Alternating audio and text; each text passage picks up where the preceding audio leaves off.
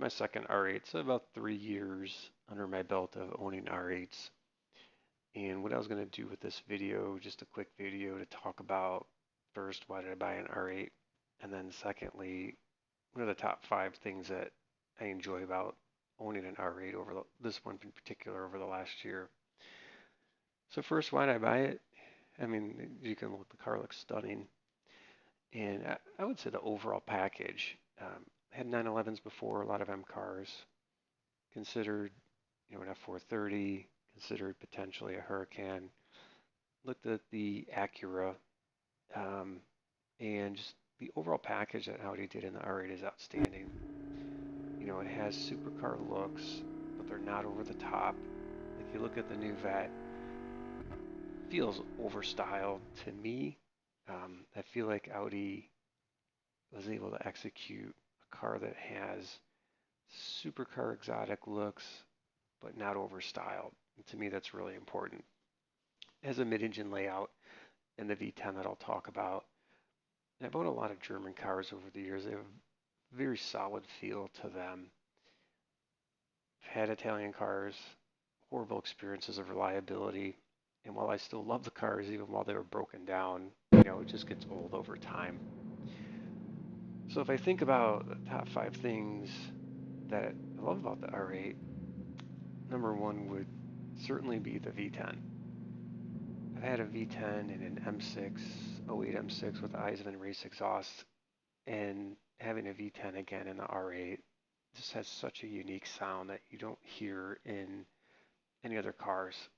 And it has that kind of race F1 sound to it, especially with the right exhaust tone, that is just so unique and has an exotic tone and pitch to it.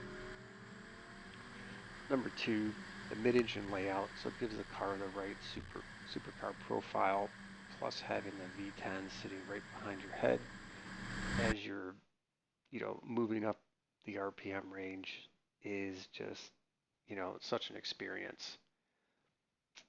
I would say number three would be the interior. The interior in the Gen 1 was done very well, very good materials. However, it looked really, really dated over time. And Audi really stepped up the interior on the Gen 2.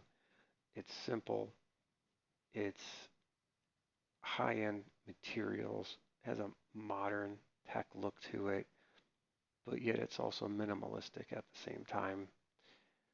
I chose Express Red in this car, and the seats really pop against the Daytona gray exterior and the high gloss black trim.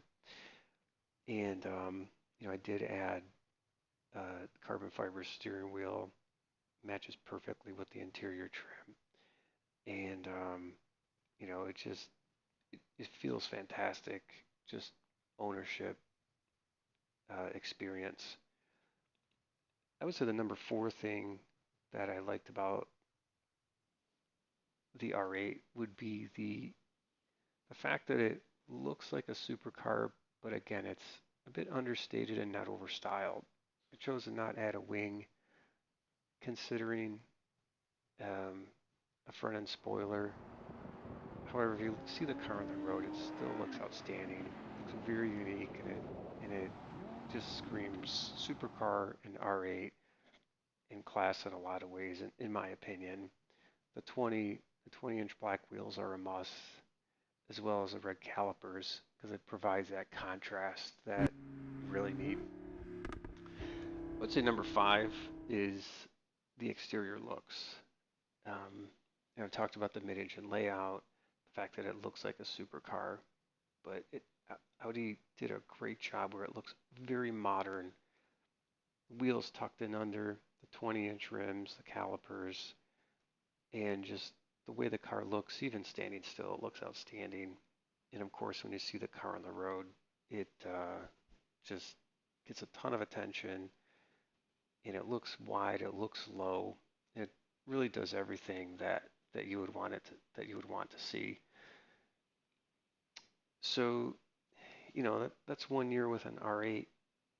Super happy with the car. I really don't think about other cars that I'd want to own. In terms of the ride quality, it's a very, very engaging car, but not punishing. This has a fixed suspension, which at first I was a little concerned about it. However, after owning the car for a year, I actually love it because it gives you a great feel of the road. However, it's never punishing, never choppy like the M cars and some other cars that I've driven. So hope you'll all enjoyed this video, and check out, I have a video on Kline exhaust and a few others on the channel.